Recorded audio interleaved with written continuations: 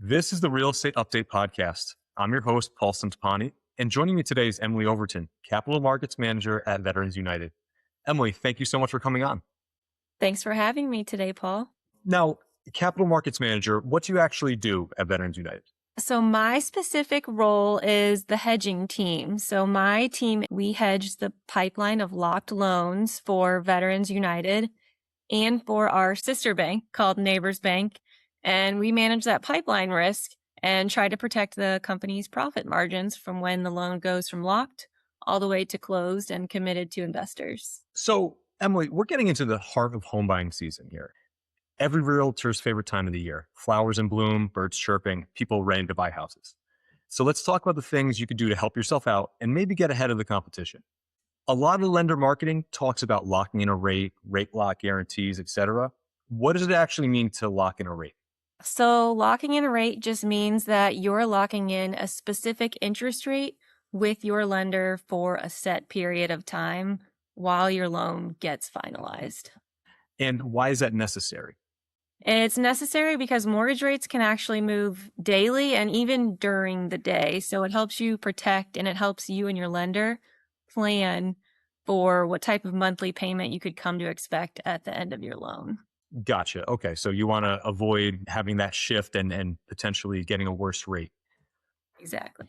How long do you get locked in for? So that can be a wide range. It depends on what your needs are, who your lender is. It could range anywhere from 15 days to 60. Your typical lock period for a purchase is usually 30, 45, or 60.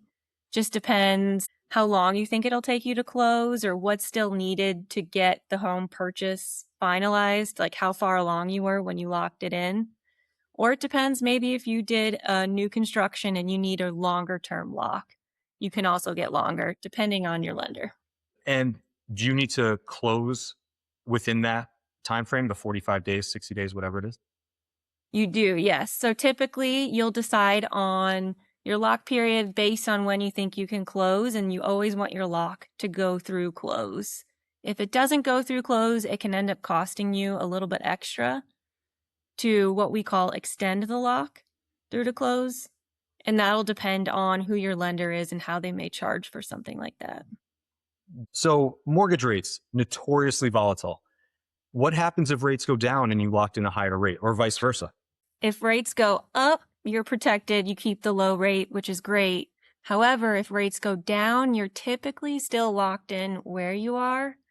However, some lenders may offer what you call a float down option, and this can vary by lender, but what that means is at some point during your loan process, they'll let you bring your interest rate down depending on how far the market's moved and what's changed.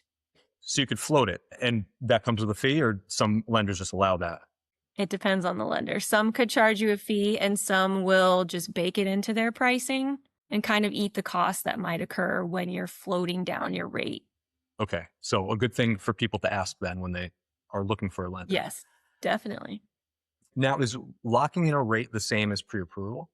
Nope. I would say these happen at totally different stages. So pre-approval is all about qualifying you as a borrower, but locking happens once you have a contract and you know you're ready to move forward on a specific home. Got it. Okay.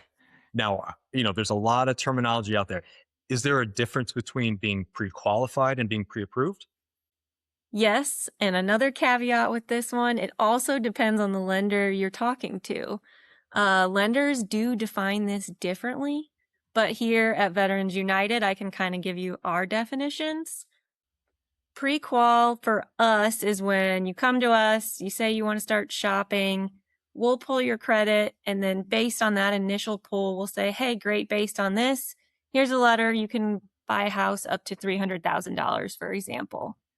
However, if you're a borrower that isn't quite sure where your credit's going to land, or based on your income and assets, things have been changing, you can submit that information and it would turn into a pre-approval where we're digging into your information a little bit more and we can give you more realistic look at what your buying power would be. Got it. Okay. So pre-approval is further along in the home buying process. Okay. Exactly. Yep. Now, what other steps can someone take to get ahead of the competition and be able to move quicker? Yeah, that's a great question. I would say get as fully approved as possible up front if you're ready to buy. So, not just pre qualified, it would be the next step of pre approval. Start gathering all your docs, make sure they're ready to submit to your lender. Make sure you have your funds for closing ready and documented. Also, avoid big financial changes. So, don't go get a new car. That will change things very much for you. You can also make sure you have a really responsive lender and agent so they're ready to move quick with you, and just be ready to make decisions quickly when you're out there searching for a home. And now, you mentioned holding some money for closing costs to be able to account for those. How much about would people need to put aside?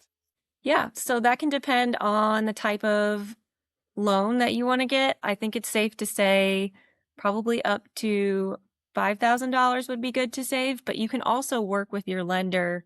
There's other products out there that can help you actually secure funds just for closing costs, and they can help you find those products too. What are some programs or loan types that can help lower that barrier to home ownership? Because, things are expensive. So there's a few we can touch on. So first, I have to talk about the VA home loan. It's a really great product. If you are a veteran and you unsure if you're eligible, you should go find a lender and they can check your eligibility for you and let you know, because it's a really great product. There is 0% down payment required. There's no mortgage insurance, and there's a lot of flexibility from a credit standpoint. It's a huge advantage. People don't always realize that it's out there for them. However, if you're not a veteran and you can't secure a VA, an FHA product is another good option. It's more forgiving on the credit standpoint side and allows for lower down payments. Another product that would be really prudent to look into would be a conventional 97. So what that means is you only have to put 3% down on your mortgage, and it's a good middle ground if you don't want to do the FHA product, which does require mortgage insurance, which I guess conventional 97 does as well. But the difference is FHA, you would have it for the life of loan. Conventional, you're only going to have mortgage insurance until you pay off that 20% of the loan amount. There's down payment assistance. Down payment assistant programs can be layered on top of different types of loans to help borrowers cover down payments or closing costs, which can actually make a big difference for borrowers who may have the income but haven't gotten all the savings there yet. Yeah, saving up for a down payment, that is one of the biggest obstacles holding people back. And you'd mentioned the VA loan being a great product if you can qualify for it. What are the standard qualifications? Yeah, so there are caveats in there, but at a high level, you would need to have served 90 days of active duty. And then if you were never active duty, it's usually 6 years of service with an honorable discharge. Now, it is spring home buying season, as we were talking about. Is buying a home right now a good financial move just because of all the heightened uncertainty in the country? Yeah, so I would say that really comes down to you as an individual borrower more than the market itself. Affordability has changed a lot over the past few years since COVID. Mortgage rates we've seen have gone from under 3% to almost up to 8. Now we're back to 6. So if you're trying to time the market, I wouldn't recommend it. I would look at it more from, why do I want to buy a home and how long do I want to stay there? What's my reasoning? So, and where we're at in rates, I would say there's been a lot of sticker shock with folks from seeing the 2s and 3s of COVIDs to the high 7s. But being in the low 6s, which is where we are now, we were heading into the 5s. This past month, we've kind of moved back into the 6s. But historically, it's not that high. Pre-COVID, we were in the 4s and 5s ranges, and we're not that far from that range now. If some of that market volatility calms down, we're going to head right back into the 5s this year. And so if you're trying to time the market, it's probably not going to get much better than in the 5 ranges, in my opinion. So do you have stable income? Do you think you'll stay in your home for a few years? And can you comfortably afford a payment for the houses that you're looking at? Those are the questions you would want to answer and then decide if you want to buy a home. Yeah, I think that's sound advice. And the thing about mortgage rates, recency bias tells us that these are high, but those were at all-time lows a few years ago. So that's an important perspective to have. And they are below average from the historical perspective. I think dating back to the 70s, the average 30-year fixed rate is in the sevens. So, we are at a point in time where the rate is not horrible. It's just not what it was during COVID when it would rock bottom. Exactly. Yeah. And Emily, my parting question, what's capturing your attention in the housing market most right now? Ooh, what's capturing my attention most? On my side of things, it's been a little more chaotic recently, which is actually kind of fun watching. So the end of last year was really great. Mortgage rates have come down. We hit this really strong stability period from like September to December, where it was like the 10-year US Treasury yield was sitting in this 4 to 430 range, just hanging out, and everything was really calm. And I didn't realize how calm it was. It's just been more fun now that there's more action and more things to pay attention to. It's got me more excited, which is weird to say because it's like things are volatile, but it's really exciting. Yeah, you're about that action. Well, Emily Overton, thank you so much for lending us your thoughts. Hope to have you on again sometime.